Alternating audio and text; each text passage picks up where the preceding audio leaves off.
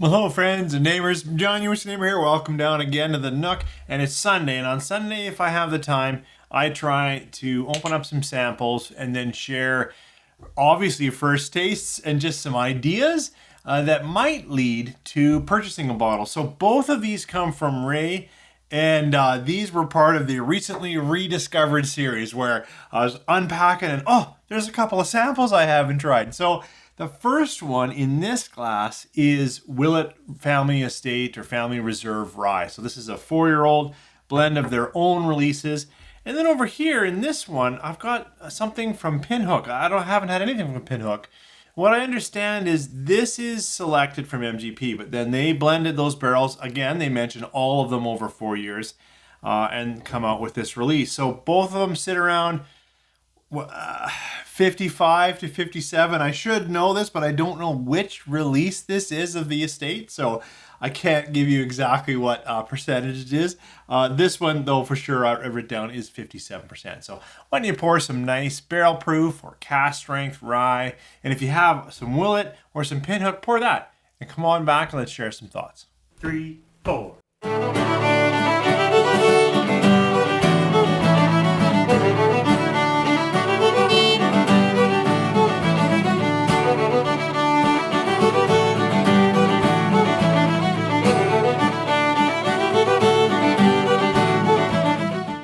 Well, thanks for coming back.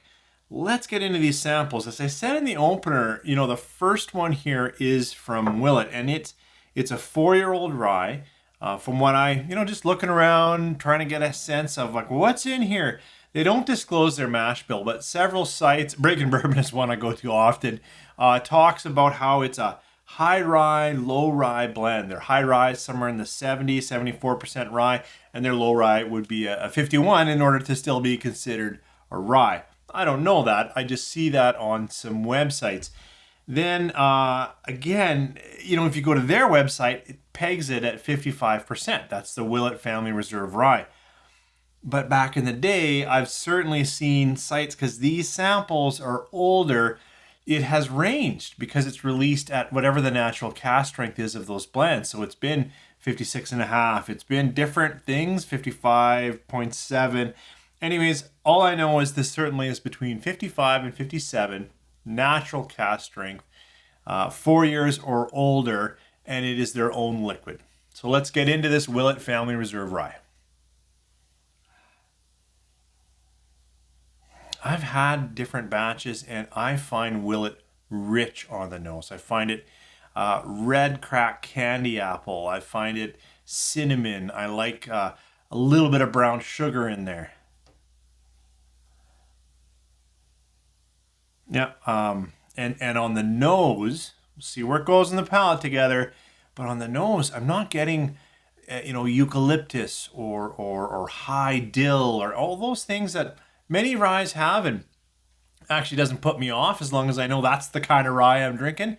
On the nose on this one, it's leaning into that brown sugar, cinnamon, apple, like bright apple, a little bit of cherry, like those kind of notes are right on the nose. Let's try it on the palate together. Cheers. It's a bold palate, very spicy, nice spice, so not off-putting, spicy, like hotter cinnamons, cracked pepper, burnt oaks. So there's now oak in the conversation, but it's definitely charred, cooked, baked. Ooh. There is definitely ryegrass now. There's definitely some of that little bit of menthol, eucalyptus that I said, I wasn't getting on the nose. It's here in the conversation. When I say it's a grassy rye, it's on that edge. It's on that now in the palate. I don't recall getting that as much in the other Willets I've had, but it is still wrapped in good cinnamon and all of that candied sweet apple. I've got to try another sip. Cheers. Second sip even took me more into those darker notes, the wood notes. I definitely have some ryegrass, but now it's rye grain. It's a bit grain, bread. There's something there that is that interplay of the rye grain and the casking. However, I'm still going to say it's done very, very well. I haven't looked up the price in Willett in a while. It tends to be pretty pricey in my area. I don't know. I imagine it's still pricey then, because when's the last time whiskey's gone down in price? For me, this is still a really good rye. It did take its path in the palate over into that rye grain, rye bread, a little bit of herbal, floral note kind of rye, instead of staying where I thought. And the nose, I thought, is this going to stay in that caramel, brown sugar, more bourbon-esque rye? And I have to say, it definitely took itself right into solid rye country. And I'm okay with that because I'm a big rye fan. Thanks again for the sample, Ray. So the other sample up here today to talk about is Pinhook. And while Willett does make itself up here to Alberta, up in Canada, I have not seen Pinhook, but maybe it's there. I haven't seen it. I'll have to look around for it. I understand it's MGP. I understand it's blended in Kentucky after they buy it out of MGP, but I don't know enough about it. Now, just knowing that it's MGP, they do put out different releases, but usually that means it's that 95.5 rye where it's all rye with a little bit of barley to open up the grains. So let's see Pinhook's take. It's a cask strength rye, 57%. Let's see what this is like on the nose.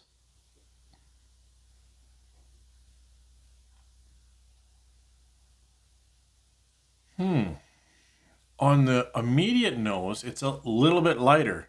It's a little bit floral, a little bit higher sugars, not as dark cinnamons. On a nose comparison, this is oakier, almost leather. Yeah, on the nose, this is high toffee, high sweetness, more sugars, marshmallows, those kinds of things that evoke like a sugary confectionery, which is interesting because rye and on the nose, it is a little grassy. For me, rye almost right away have a little more spice and pepper than this one on the nose.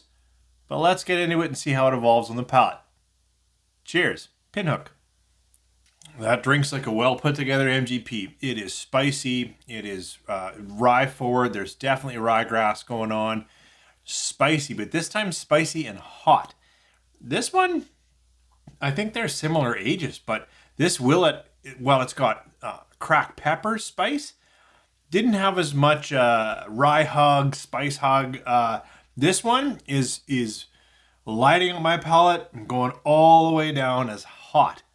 It's just my initial reaction coming after this. It's got a lot more heat.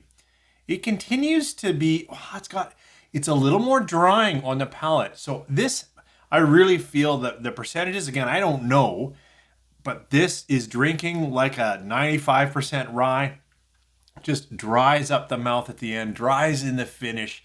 Whereas this still has a little chewiness, a little juiciness that can linger on. And that usually is because this is such high rye. Let's try another sip though and see if it takes me somewhere else. Pinhook again, cheers. Bold, spicy, hot, so drying, parching almost at the end.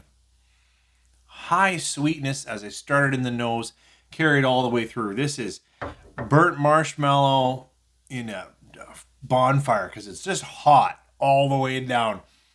I did see way back in the day, Whiskey Tornado reviewed this and really liked it. So for another opinion, you could check his out. For me, these two, it's just first thoughts. I do like this kind of beat you up, throw you around, burn you down rye. But this Willett has a lot more character today and has a lot more secondary notes and secondary flavors. That's just today. I poured them just now with you.